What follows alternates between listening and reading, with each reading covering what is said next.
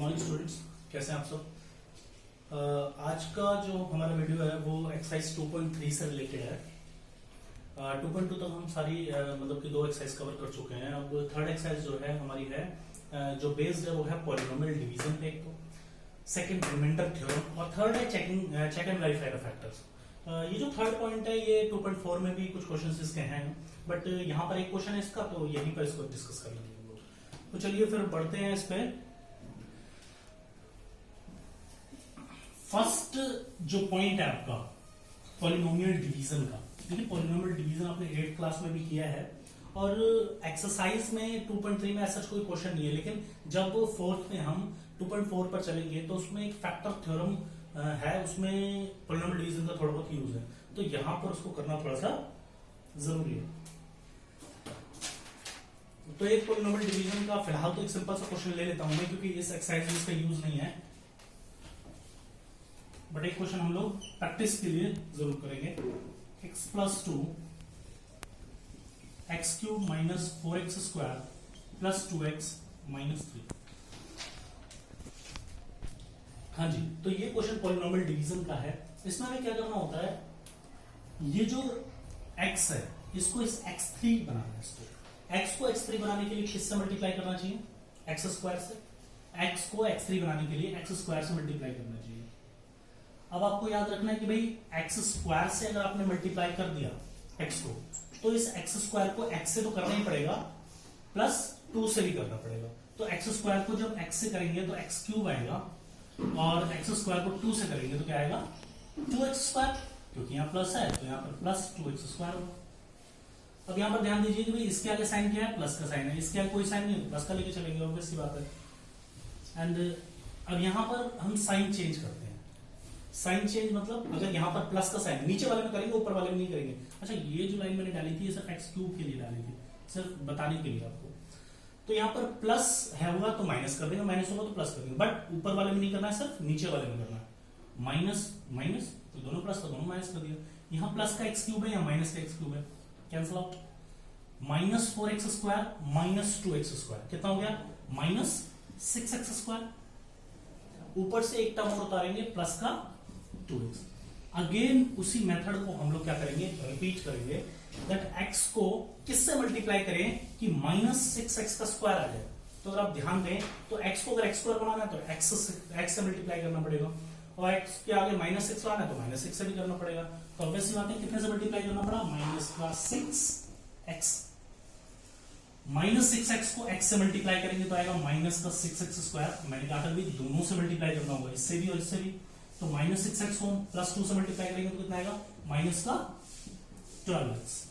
अब sign change करेंगे, plus plus, पहले प्लस प्लस था तो माइनस माइनस कर दिया था, अब माइनस माइनस है तो प्लस प्लस कर दिया। अच्छा, इस साइन कन्वेंशन में क्या करना है, थोड़ा सा डिफरेंशिएट करने के लिए इसको सर्कल कर दो, ताकि आपको याद रहे कि आपने चेंज करके कौन सा साइन लिखा है, और जो चेंज करके साइन लिखा है उसके अकॉर्डिंग आपने वर्क करना है। पहले वाले साइन को आपने भूल जाना। माइनस 6x स्क्वायर और ये क्या बन गया? प्लस का 6x square, cancel out. Plus 2x plus 12x कितना हो गया? अभी माइनस के साइन को नहीं लेना है हमने, प्लस के लेना, प्लस प्लस है तो प्लस का कितना हो गया? 14x। अगेन ऊपर से क्या उतारेंगे? माइनस का 3 उतारेंगे। माइनस का 3 उतारने के बाद अब x को क्या बनाना है आपने? प्लस का 14x। तो कितने से मल्टीप्लाई करें? प्लस के 14 से, प्लस का 14। प्लस 14 को x से करेंगे तो प्लस 14x, प्लस 14 को प्लस 2 से करेंगे तो प्लस का 42 या 28। साइन चेंज करेंगे, प्लस प्लस है तो माइनस माइनस कर देंगे, अब plus 14x minus 14x, cancel out. Minus 28 minus 3 कितना होगा? माइनस का 31। ये आपका क्या हो गया? रिमाइंडर हो गया। जरूरी नहीं है कि हर केस में कुछ ना कुछ रिमाइंडर निकले, हो सकता है कि किसी केस में रिमाइंडर 0 भी आ जाए। तो ये जो सारा प्रोसेस था वो किस लिए निकालने के लिए था? रिमाइंडर निकालने के लिए, एक तो डिविडेंड और एक रिमाइंडर, ठीक। तो अब ये रिमाइंडर जो है यहाँ पर पॉलिनोमियल डिवीजन जब हमारा खत्म हो जाता है तो हम इसके बाद सेकंड पॉइंट पे चलते हैं। अपने सेकंड पॉइंट पे जब हम चलेंगे तो सेकंड पॉइंट आपका क्या है? अगर आपने स्टार्टिंग में ध्यान से देखा हो तो सेकंड पॉइंट आपका था remainder theorem. Okay, second point आपका रिमाइंडर थ्योरम था, और रिमाइंडर थ्योरम में क्या होता है कि भाई एक मेथड तो ये है कि पॉलिनोमियल को डिवाइड करके एग्जैक्ट रिमाइंडर निकाल दो, और दूसरा मेथड क्या होता है कि रिमाइंडर थ्योरम के थ्रू क्या करना है, रिमाइंडर फाइंड करना है। तो हम रिमाइंडर थ्योरम देख लेते हैं उसके बाद।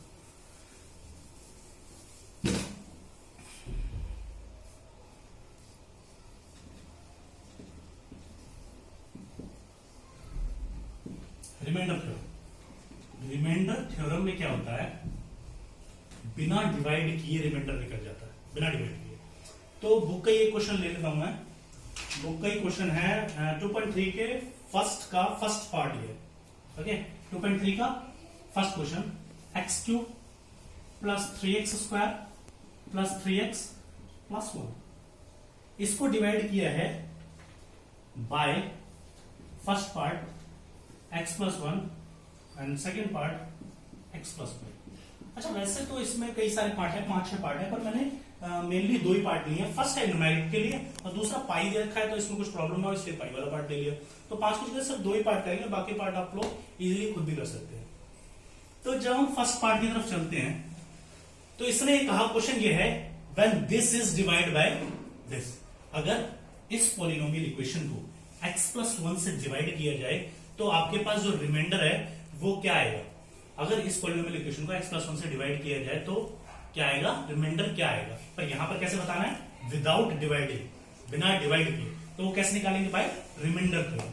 तो रिमाइंडर थ्योरम कैसे अप्लाई करते हैं, x प्लस 1 जिससे डिवाइड करना है, जिससे x प्लस 1 से डिवाइड करना है ना, तो जिससे डिवाइड करना है उसके इक्वल में रख देंगे क्या, 0। उसके इक्वल में 0 रख के x की वैल्यू क्या आ गई, -1। अब यहां से जो x की वैल्यू आई है, इस वैल्यू को आपने इस x cube plus 3x square plus 3x plus 1, यानी कि x cube plus 3x square plus 3x plus 1, जो वैल्यू आई है उसको इसमें पुट करेंगे। इसमें पुट करने के बाद जो रिजल्ट आएगा वही आपको क्या होगा, रिमाइंडर होगा। ओके, x की वैल्यू -1 का क्यूब कर दिया यहां पर, प्लस 3 इंटू -1 का स्क्वायर प्लस 3 इंटू -1 प्लस 1। यहां पर मैंने कुछ भी नहीं किया, सिर्फ मैंने x की जगह वैल्यू क्या ले ली है, -1 ले ली। अब मैंने आपको स्टार्टिंग के इस वीडियो के पहले जो वीडियो था, इससे जो जस्ट प्रीवियस वीडियो था, उसमें बताया था कि -1 के ऊपर जब पावर होती है तो उसे कैसे सॉल्व करते हैं। तो मैंने बताया था जब ऑड पावर होती है तो रिजल्ट में माइनस होता है, और जब इवन पावर होगी तो रिजल्ट में माइनस नहीं होगा। दैट मीन्स -1 की क्यूब है तो रिजल्ट में माइनस रहेगा क्योंकि पावर ऑड है, प्लस यहां -1 की क्या है, स्क्वायर है, -1 के ऊपर स्क्वायर है, यानी कि पावर क्या है, इवन है। तो इसका मतलब रिजल्ट में माइनस रहेगा नहीं रहेगा, नहीं रहेगा। 3 इंटू 1 3 हो जाएगा, -3 इंटू 1 -3 प्लस का 1। अब ध्यान से देखिए भैया, माइनस का 1 है, प्लस का 1 है, कैंसिल आउट, माइनस का 3 है, प्लस का 3 है, कैंसिल आउट, क्या आ गया रिजल्ट, 0। और 0 ही आपका क्या होगा, रिमाइंडर होगा। यानी कि रिमाइंडर थ्योरम में हमारा क्या होता है कि जब हम इस पॉलिनोमियल इक्वेशन को इससे डिवाइड करेंगे तो रिमाइंडर क्या आ जाएगा, 0 आ जाएगा। ठीक, विदाउट डिवाइड के, कैसे, इक्वल टू में 0 रख के वैल्यू निकालेंगे, उस वैल्यू को पुट करेंगे, जो रिजल्ट या आउटपुट आपके पास आएगा वही आपको क्या होगा, रिमाइंडर होगा। एक और पार्ट इसमें है कि अगर x प्लस 5 से इस इक्वेशन को x प्लस 1 की बजाय अगर x प्लस 5 से डिवाइड किया जाता तो रिमाइंडर क्या आता। तो एक पार्ट और कर लेते हैं। तो x plus 5 is equal to 0, x का वैल्यू -5। अब x cube plus 3x square plus 3x plus 1। अब मैंने कहा था कि रिमाइंडर निकालने के लिए क्या करें, जो x का वैल्यू है उसको पॉलिनोमियल इक्वेशन पुट कर देंगे, जो रिजल्ट आएगा वो रिमाइंडर। -5 का क्यूब प्लस 3 इंटू -5 का whole square plus 3 into -5 plus का 1। अब ये जो इक्वेशन है इसमें कैसे सॉल्व करें, हाँ ये याद रखना जरूरी है आपके लिए कि पाई की वैल्यू यहां पर आपने बिल्कुल भी नहीं रखनी, सिंपल इसको पाई ही रहने देना है। अब क्योंकि यहाँ माइनस के ऊपर ऑड पावर है तो -5। अच्छा देखिए, -1 और -5। अब देखिए पाई का तो पाई रहा, ये हर एक पे अप्लाई होता है, ये हर एक पे अप्लाई होता है। अगर माइनस अंदर ऊपर पावर ऑड है तो माइनस रिजल्ट में रहेगा, और अगर पावर इवन है तो माइनस रिजल्ट में नहीं रहेगा। जैसे यहाँ पाई का क्यूब आ जाएगा, यहाँ पर प्लस का ही रहेगा क्योंकि पावर इवन है, प्लस 3 पाई स्क्वायर है तो स्क्वायर, अब यहाँ माइनस है ही है, माइनस का 3 पाई प्लस का 1। यही आपका क्या होगा, रिमाइंडर होगा। इसी को आप क्या बोलेंगे, इसका रिमाइंडर बोलेंगे। यहां पर हमने रिमाइंडर थ्योरम आपको समझा दी कि भाई रिमाइंडर थ्योरम के थ्रू बिना डिवाइड किए रिमाइंडर को कैसे निकालते हैं जब किसी पॉलिनोमियल इक्वेशन को किसी टर्म से क्या करना है, डिवाइड करना है। अब दूसरी बात क्या आती है कि भाई जब डिवीजन वाला मेथड था तो इस रिमाइंडर थ्योरम की जरूरत क्यों पड़ी? तो जब डिवीजन वाला मेथड था तो इस रिमाइंडर थ्योरम की जरूरत इसलिए पड़ी क्योंकि कभी कभार क्वेश्चन आ जाता है जैसे 2 मार्क्स में 1 मार्क्स में, तो वो क्या होता है कि काफी उसके लिए ज्यादा टाइम वेस्ट करना ठीक नहीं होता है, तो इसलिए रिमाइंडर थ्योरम को यूज करके डायरेक्ट रिमाइंडर निकाल देते हैं। तो क्योंकि वो डायरेक्ट पूछते हैं कि भाई इसको इस इक्वेशन से अगर डिवाइड किया तो रिमाइंडर क्या है। ठीक है, ओके देन नेक्स्ट इसके बाद हम देखेंगे कि नेक्स्ट जो क्वेश्चन है वो भी रिमाइंडर थ्योरम से रिलेटेड ही है। नेक्स्ट क्वेश्चन भी रिमाइंडर थ्योरम से रिलेटेड ही है। ये 2.3 एक्सरसाइज का आपको कौन सा क्वेश्चन है? Second question. 2.3 एक्सरसाइज का सेकंड क्वेश्चन हम लोग देखेंगे। 2.3 का सेकंड क्वेश्चन है, second question x cube minus a x square plus 6x minus a by x minus a. Okay, अगर आपको इस इक्वेशन को इससे डिवाइड करें, मतलब ये पॉलिनोमियल इक्वेशन आपके पास है, इस पॉलिनोमियल इक्वेशन को अगर आपने x माइनस ए से डिवाइड किया तो आपके पास रिमाइंडर क्या आएगा? तो x माइनस ए से डिवाइड करेंगे तो कैसे? इससे जिससे डिवाइड करना, मैंने क्या कहा था कि रिमाइंडर निकालने के लिए जिससे डिवाइड करना है, इसको डिवाइड करना है और इससे करना है, तो मैंने कहा जिससे डिवाइड करना है उसके इक्वल में 0 रखेंगे। x minus a is equal to 0, x का वैल्यू a, अब x का वैल्यू क्या आ गया? a आ गया। अब मैंने कहा था जो वैल्यू आएगी उसका रिजल्ट किसमें पुट कर देंगे? x की वैल्यू इसमें पुट कर देंगे, that a cube minus a। अब देखिए जहां जहां x है मैं a पुट कर रहा हूं बस वहां पर x की जगह a क्यूब हो गया, यहाँ a का a लिखे रहने देंगे, ये a है। अब यहाँ पर x की जगह यहाँ पर भी a इंटू में a का स्क्वायर हो गया प्लस का 6 इंटू में a माइनस का, ठीक है ना? समझ आ रहा है ना कि x की जगह हमने a पुट किया तो ये a क्यूब हो गया, यहाँ x की जगह पुट किया तो a स्क्वायर हो गया, या 6 इंटू a हो गया, ये a का ही है, a cube minus a square into a, ये भी a क्यूब बन जाएगा क्योंकि आपको पता है कि इसके ऊपर पावर 1 है, बेस सेम है तो मल्टीप्लाई पावर क्या होगी? ऐड होती है, प्लस का 6a माइनस का a, ये a क्यूब कैंसिल क्योंकि ये प्लस का था, इसका कोई साइन नहीं था, और ये माइनस का था दूसरा वाला, कैंसिल हो गए। 6a माइनस से कितना आ गया? 5a। यही आपके पास क्या होगा बेटा? रिमाइंडर होगा, ये आपका रिमाइंडर आ गया। तो यहाँ पर रिमाइंडर थ्योरम के 2 ही क्वेश्चन थे, एक में 5 पार्ट थे, 2 करवा दिए मैंने, और सेकंड तो यही क्वेश्चन था तो कंप्लीट करा दिया मैंने इसको। इसके बाद जो नेक्स्ट क्वेश्चन है आपका, नेक्स्ट क्वेश्चन आपने नेक्स्ट भी और इसको लास्ट भी कह सकते हैं, और लास्ट पॉइंट भी हमारा है कि भाई फैक्टर थ्योरम नहीं सॉरी, फैक्टर को चेक कैसे करते हैं या वेरीफाई कैसे करते हैं फैक्टर को, मतलब कोई भी इक्वेशन किसी दूसरी इक्वेशन का फैक्टर है या नहीं है, दोनों पॉलिनोमियल होंगे ऑब्वियसली बात है कि फैक्टर है या नहीं है, उसको कैसे चेक करेंगे। क्वेश्चन है, थर्ड क्वेश्चन ये, that 7 plus 3x is a factor of 3x square plus 7x, मतलब चेक करना है, चेक वेदर ये इसका फैक्टर है या नहीं है, मतलब ये वाली जो पॉलिनोमियल इक्वेशन है वो इस वाली पॉलिनोमियल इक्वेशन का फैक्टर है या नहीं, ये चेक करके बताना है। तो फिलहाल के लिए आप ये रूल याद रखेंगे, फैक्टर चेक करने का मेथड क्या होता है?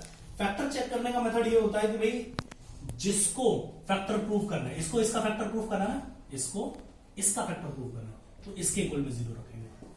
7 plus 3x is equal to में 0 रखा क्योंकि ये प्लस में 7 तो उधर जाके हो गया माइनस, यहां मल्टीप्लाई में 3x के साथ तो उधर जाके हो गया क्या? डिवाइड। अब जो वैल्यू आई उसको इस इक्वेशन में पुट करके देखेंगे, अगर तो रिजल्ट 0 आया तो फैक्टर होगा, अगर नहीं आया तो नहीं होगा।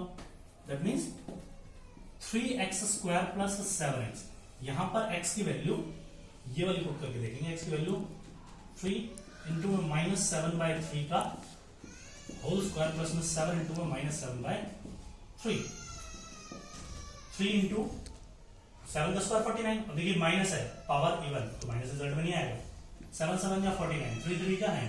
अब जैसे फ्रैक्शन में होता है तो दोनों का ही आप क्या करते हैं, हम दोनों का ही स्क्वायर करते हैं। अगर फ्रैक्शन में है तो हम दोनों का ही स्क्वायर करेंगे। प्लस माइनस माइनस हो जाएगा, 7×7 डिवाइड बाय 3, 3 का 9, यहां पर अब 3 का 9 आ गया, 49/3 एंड हियर इज 49/3। तो 3 इसमें एलसीएम ले लिया, 49 माइनस 49, रिजल्ट क्या आ गया यहां पर 0/3 दैट इज 0। देखिए अगर यहां पर रिजल्ट 0 आ रहा है, अगर रिजल्ट यहां पर 0 आ रहा है दैट मीन्स क्या होगा, ये फैक्टर होगा या नहीं होगा, फैक्टर होगा। अब देखिए यहां पर ये फैक्टर है, बुक में शायद एग्जैक्ट बुक में एक ऐसा क्वेश्चन दे रखा है शायद 2.3 का लास्ट, कि उसमें फैक्टर नहीं बन रहा हो, पर इस केस में जो एक्चुअल क्वेश्चन है ये, इसमें फैक्टर इसका बन रहा है। तो आप लोग खुद भी चेक करके देख सकते हैं कि भाई एक्स का वैल्यू निकाला, उससे पुट करके देखा, अगर 0 आया तो फैक्टर है, अदरवाइज नहीं है। ये एग्जैक्टली 0 की तरह है, जैसे हमने 2.2 एक्सरसाइज में जीरोस को चेक किया था, वैसे ही इसमें फैक्टर्स को चेक करते हैं। अच्छा, फैक्टर्स से रिलेटेड अगर कोई आपको डाउट अभी भी रह गया हो, आई होप रिमाइंडर तो समझ में आ गया होगा, रिमाइंडर करो, तो फैक्टर से रिलेटेड अगर कोई डाउट रह गया हो तो हमारी जो नेक्स्ट वीडियो होगी उसमें 2.4 होगा। 2.4 में फैक्टर से रिलेटेड काफी क्वेश्चन है और वहां पर फिर आपको पूरी क्लैरिटी उसमें मिल जाएगी। Okay, thank you very much. गाने किसने चलाए थे, मामा वाले करना।